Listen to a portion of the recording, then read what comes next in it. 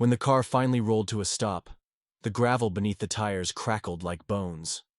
I stared out the passenger side window, squinting through the afternoon sun at the old farmhouse in front of us. Peeling white paint, rusty wind chimes creaking, a tire swing dangling like a forgotten memory. It looked exactly like the photo Aunt Mel had texted us 2 weeks ago. Maybe worse. Charming, I muttered. Beside me, Nate killed the engine and stretched, his knuckles brushing the roof of the car. It's not the Ritz, but it's got a roof. And cows. Probably. I rolled my eyes. Typical Nate, all sarcasm and shoulder shrugs, like nothing in the world could ever really touch him. He'd grown into that smugness over the years, since Mom married his dad and we were mashed together into some kind of blended family stew. At 13, I used to think he was the coolest person alive. At 19, I wasn't sure what I thought anymore, just that the feeling was complicated. We stepped out, the summer heat swallowing me like a wet blanket. Cicadas screamed in the trees. The air smelled like hay, gasoline, and old wood. Nate popped the trunk and tossed me my duffel bag. "You take the creepy attic or the bedroom with the haunted wallpaper?" he asked, arching one brow. I smirked. "Whichever one has the least amount of spiders. Then you're out of luck, baby brother." He always called me that. Baby brother. Even though we weren't technically related. His dad married my mom when I was 10, and he was 16. We never shared a room, a school, or even much of a conversation beyond surface-level jabs. But somewhere along the line I started keeping mental notes of the way his voice dipped when he was tired, or how his laugh cracked when he was really, really amused. God, I hated that. Inside, the house smelled like cedar and mildew. Dust clung to every surface. The furniture looked like it had been scavenged from a 1970s garage sale, and every floorboard creaked like it had secrets. Aunt Mel had moved to Florida months ago, leaving the place empty, except for the promise that Nate and I would fix it, up for a little extra money and a whole lot of isolation. "Kitchen's through there," Nate said, pointing. "Bathroom's probably haunted too." We wandered through the place, poking into dark corners. Every room whispered of a childhood we never had together, two halves of a family never quite glued right. Later, as I unpacked upstairs, I heard him downstairs opening windows and grumbling at stuck frames. I caught a glimpse of him through the sheer curtain, shirt clinging to his back with sweat, sun catching the scruff along his jaw.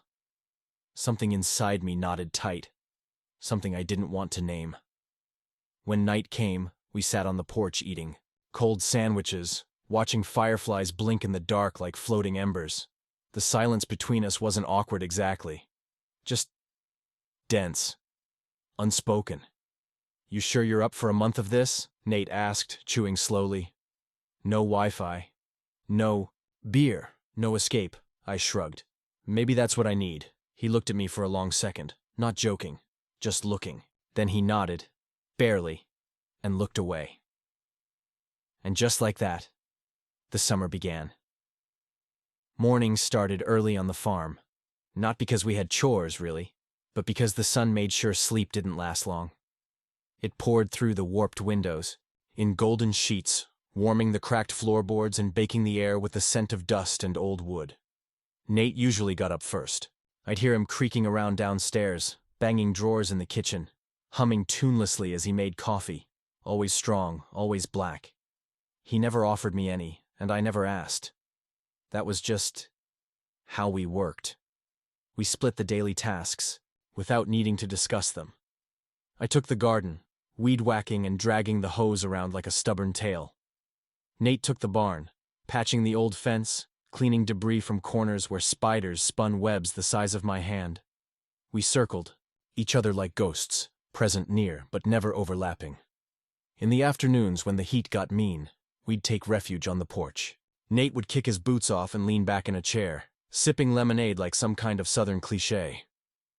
I'd pretend to read a book while watching him from behind the pages. It should have felt like nothing. Just a guy, shirt off, brow glistening, with sweat, lazy grin playing on his lips. But the way I watched him felt dangerous. Like looking too long might make something real happen. something I couldn't undo. When I was younger, I used to think the things I felt were just admiration, like, wow, Nate's cool, Nate's confident, Nate's what I want to be. But now, the thoughts tangled into something heavier. I'd catch myself staring at his collarbone, the way his mouth moved when he laughed, and I'd feel a tightness in my chest that wasn't envy. It was longing, and I hated that I couldn't control it. He was kind in small, casual ways, tossed me a towel without asking when I came in drenched from a sudden rainstorm, remembered that I hated tomatoes and scraped them off my sandwich. But he never looked at me the way I looked at him, and I wasn't even sure what I wanted him to see. One evening, while we painted the side of the barn, I dropped the brush into the bucket by mistake. Red splattered up my shirt and across my hand. I swore under my breath, trying to shake it off, but Nate just laughed. Jesus, kid. You paint like you're in a horror movie. I glared at him, blushing. Maybe if someone else pulled their... Wait! He grinned and grabbed the hose. I didn't see it coming. Cold water slammed into me like a slap. I yelped, slipping in the mud as Nate doubled over laughing. I tried to retaliate, but he held the hose out of reach like a big brother, taunting a kid. Water soaked through my shirt, my jeans, my shoes. I looked ridiculous. I knew that. But for a moment, it felt good to laugh with him, to be seen. Then he looked at me, really looked, and something in his smile faltered. His eyes dragged down my shirt, wet and clinging to my chest. His throat moved. He dropped the hose. We stood there for a heartbeat too long. Then he shook his head and turned away. I'm gonna finish the backside, he muttered, already walking.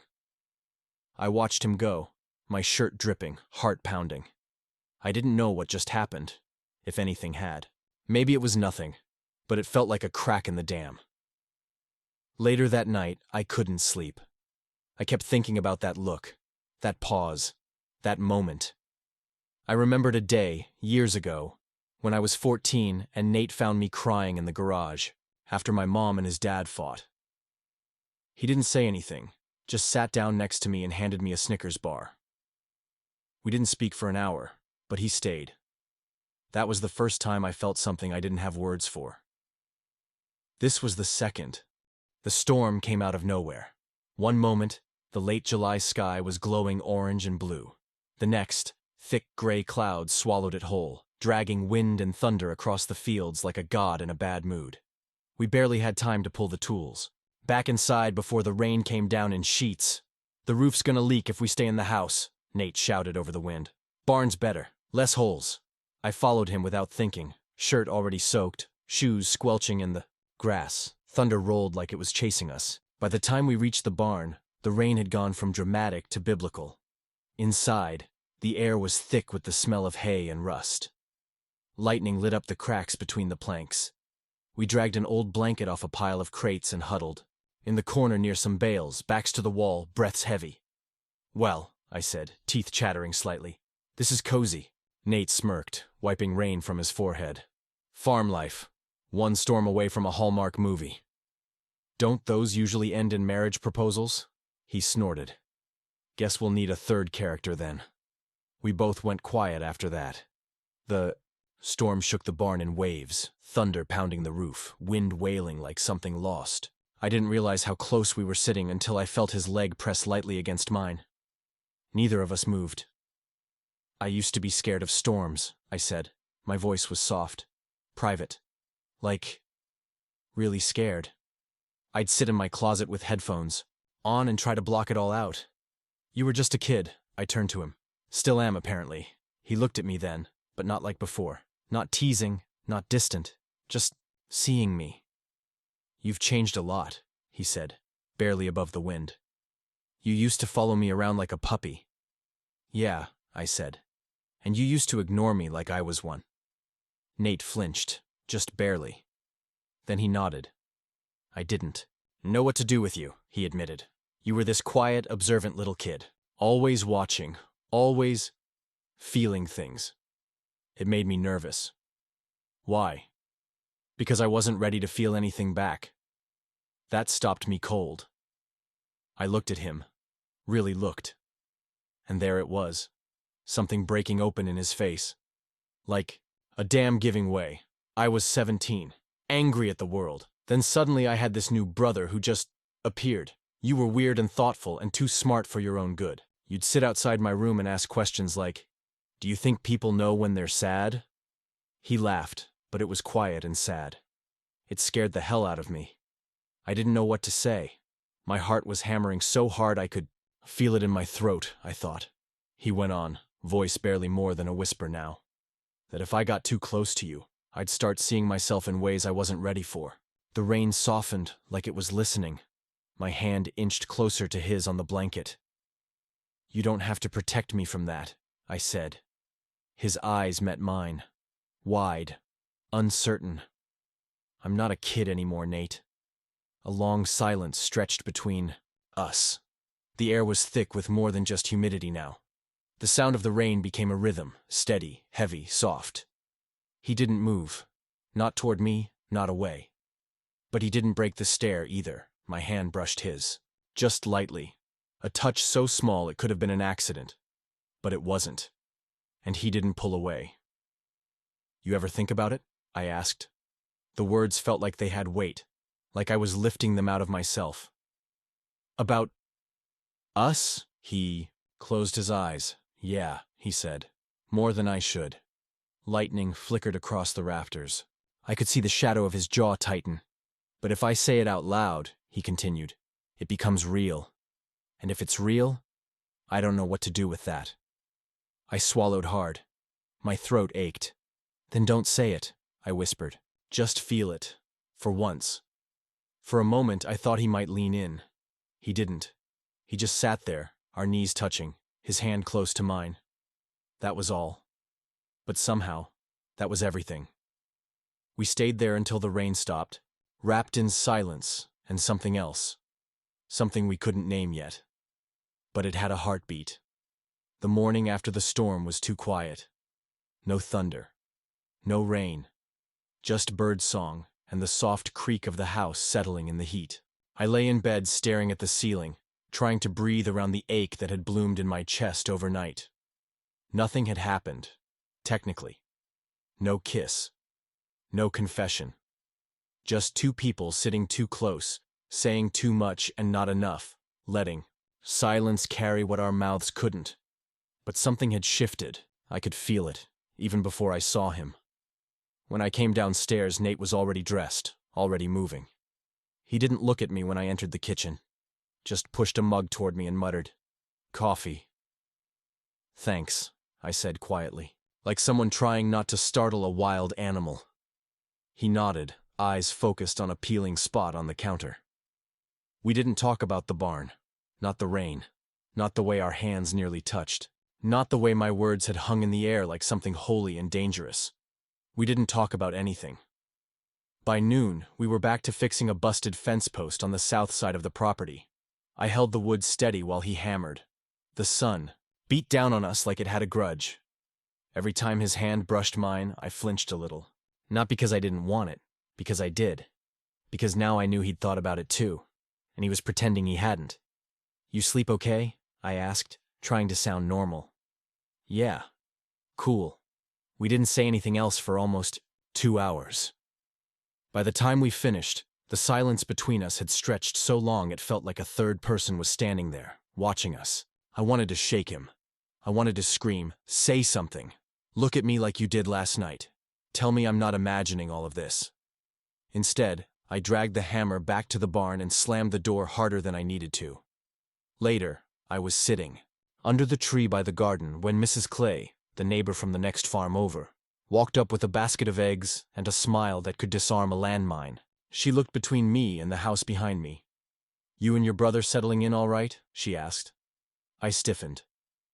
"He's not really my, yeah. We're fine."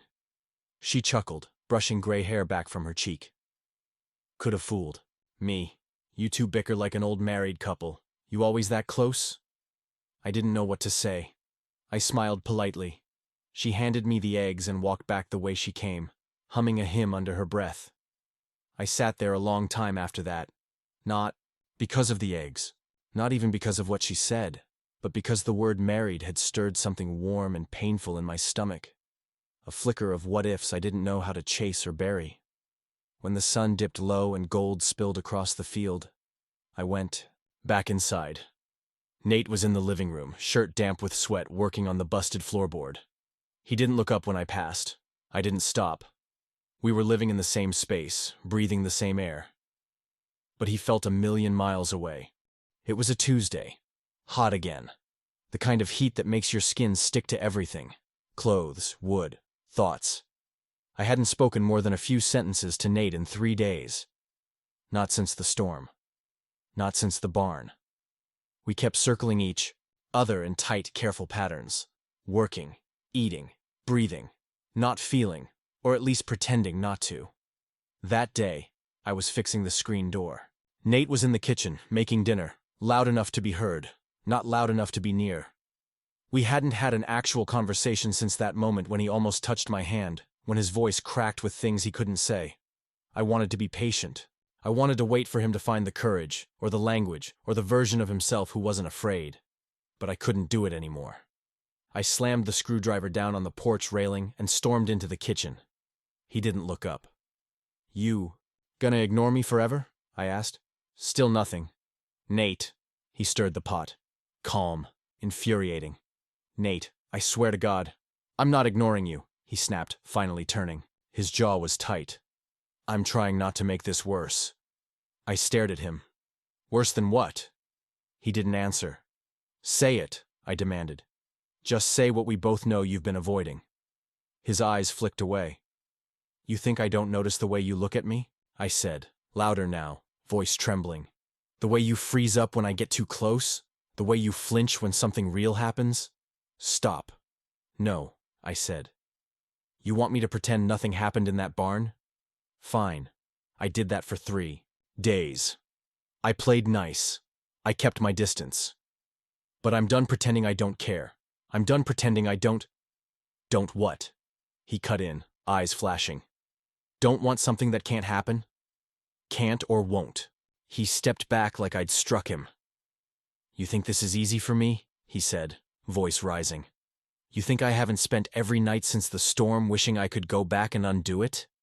Not because I didn't feel it, but because I did. I froze." He ran a hand through his hair, pacing like the floor might collapse under him. "You're my stepbrother, for Christ's sake. People already think I'm screwed up.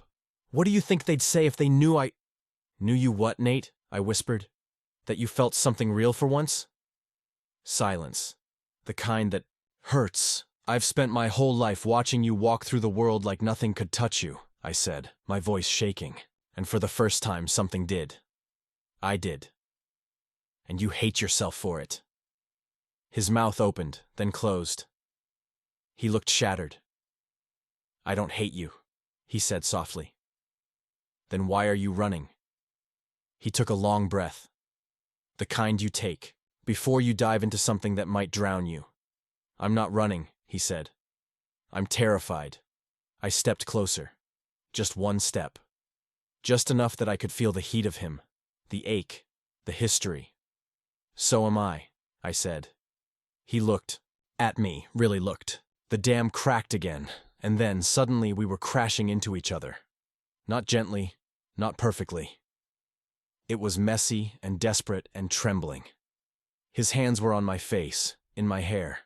My fingers curled into his shirt like I needed to hold on or I'd disappear. When his lips met mine, it wasn't fireworks, it was thunder. It was the storm, returning. But this time, we let it in. The first thing I noticed when I woke up was the quiet. Not the usual farm quiet. That distant hum of insects, the rustle of trees, the breath of old wood stretching beneath the weight of the sun. This was a hollow quiet, a kind that wrapped around you like a blanket dipped in ice water. I reached for the other side of the bed and felt nothing.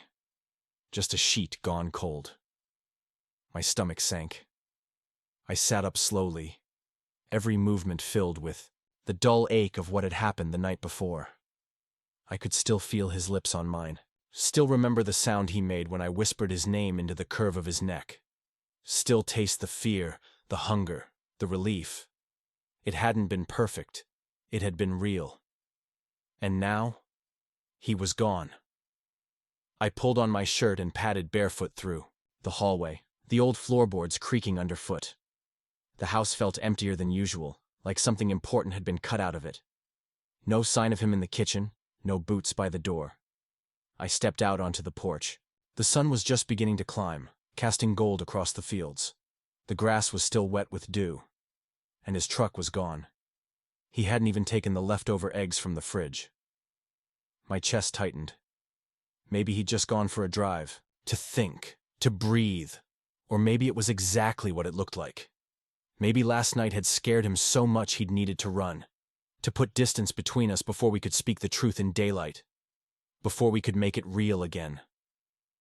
I sat on the porch steps, elbows on my knees, staring at the horizon like I might will him back. I should have known he'd leave. I should have known that the weight of everything, of us, of what it meant, would be too much for him. But I hadn't expected him to leave without saying goodbye. Not even a note. And that hurt worse than anything. Because it wasn't just about what we did. It was about the way he looked at me in the dark. Like I was something he'd been afraid to want for years, and now that he had it, he didn't know what to do with it. Like I was both the answer and the question, and he didn't know how to ask either out loud. A breeze kicked up across the fields, rustling the tall grass. Somewhere in the distance, a crow called out, loud and sharp. I closed my eyes and let the morning swallow me. He was gone. But the ache he left behind was staying. I didn't cry. Not yet. Instead, I just sat there, in the place where he should have been, and waited. Waited to feel angry. Waited to feel okay. Waited to believe he might come back. I didn't see his truck until the sun was almost down. It had been 3 days. 3 days of trying not to stare out the window. 3 days of filling the silence with chores I didn't care about. 3 days of waiting. Not just for him, but for the storm inside me to stop spinning. When I heard the tires on gravel, I didn't move right away. I was sitting in the same spot I'd been every evening, on the porch with a cold beer I never finished, watching the day collapse into dusk. The truck doors slammed. Footsteps on the grass. I didn't look up until he reached the steps. Nate. He looked the same and different. Tired around the eyes, shoulders heavier. But the same hands. The same jaw I'd memorized without trying. The same presence that filled a room, even when he didn't want it to. He didn't say anything at first. Neither did I. Finally, he sat down on the step beside me, leaving a space between us. Not far, just enough. I was halfway to the state line before I realized I hadn't packed a toothbrush, he said quietly. I snorted despite myself. That's your big opening line? He gave a small, sheepish smile. Thought it'd land better. We fell silent again. But this time it wasn't painful. Just cautious. Honest. I didn't mean to run, he said after a while. I panicked. I nodded. I figured. I woke up and everything felt too much. Like if I stayed, I'd break something. You did, I said. Not cruelly. Just true. He swallowed hard. I know. The sky was going lavender at the edges. Fireflies had started blinking out near the barn. I kept thinking, he continued, voice low, about all the reasons it shouldn't happen. You're my stepbrother. We live under the same roof, at least for now. Everyone we know would say it's wrong, that we're confused, that it's a phase or a mistake. And what do you think it is? I asked. He looked at me. I think, he said slowly, it's the first time I've ever felt something that wasn't a mistake. That actually made sense, even when it scared the hell out of me. He turned toward me more fully now. I was a coward. I know that. But leaving didn't make it go away. I kept seeing your face when I closed my eyes, hearing your voice. Not the part that teased me or argued. The part that cracked open when you told me I didn't have to protect you. I've never had anyone say that to me before. I didn't speak. I didn't trust my voice to be steady yet. He leaned in just slightly, just enough that I could feel the edge of his warmth again. Like a memory trying to be real. I want to stay, he said. Not just here, with you, if you'll let me. I looked at him for a long moment. And then, finally, I nodded. Okay, I said. That was it. No kiss. No dramatic music swelling in the background. Just two people, on a porch, letting the dust settle. Just the start of something neither of us had words for. Yet. But it felt like the beginning. And this time, he stayed. We didn't rush it. That's what surprised me most. After everything, the silence, the storm, the leaving, I thought it would be frantic, desperate. But it wasn't. It was quiet, measured. Like we both knew what it meant this time. It was the next morning. Dew on the grass, sunlight catching on the old windmill in the field. The house still smelled like coffee and something sweet from the night before. Maybe peace. Maybe something we didn't have a name for yet. I found Nate in the barn. He was fixing a loose hinge on the feed door, sleeves pushed up, hair sticking to his forehead. He looked up when I stepped inside, and for a second, neither of us said a word. Just looked. And I knew. No confusion. No hesitation. He set the screwdriver down, turned fully to face me. I walked to him, slow steps over packed dirt, until we were close enough to feel each other breathe. He opened his mouth to say something, maybe ask a question he already knew the answer to. But I shook my head. No words, I said softly. Just let it be real. And he did. His hand found my jaw, tentative at first, like I might flinch, like he still didn't trust himself not to ruin this. But I leaned in, pressed my forehead to his, closed my eyes. And finally, our lips met. It wasn't fireworks. It wasn't something out of a movie. It was home. It was slow, warm, grounding. His mouth moved against mine like he'd been holding this kiss in the back of his throat for years. Like it had grown roots somewhere deep inside him, and now he was letting it bloom. His hands gripped my waist, pulling me in, not possessive, present.